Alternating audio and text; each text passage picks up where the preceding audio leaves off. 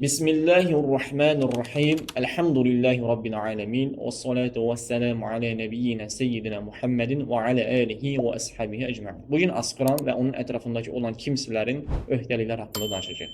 Asqıran kimsənin elhamdülillah deməsi və bunu eşidən kimsənin də ona rəhmət və bərəkət niyaz edərək yerhamukallah deməsi, buna qarşılıq olaraq da asqıran kimsənin yəğfirullahu lənə və ləkum yaxud yəhdikumullahu və yuslihu bələkum deməsi lazımdır. Yəni asqıran elhamdülillah deyər, cavab verən kimsə isə yerhamukallah deyər.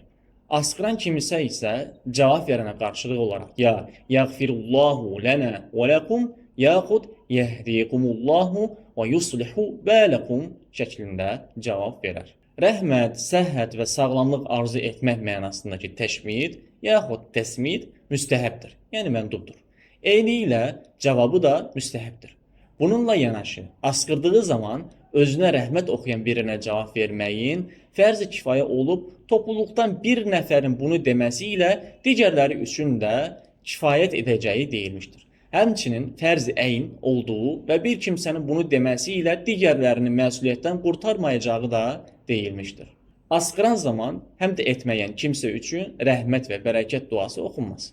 Bu səbəblə eşidilib rəhmət duası oxunması üçün asqıran kimsənin həmd edərkən səsini yüksəltməsi lazımdır.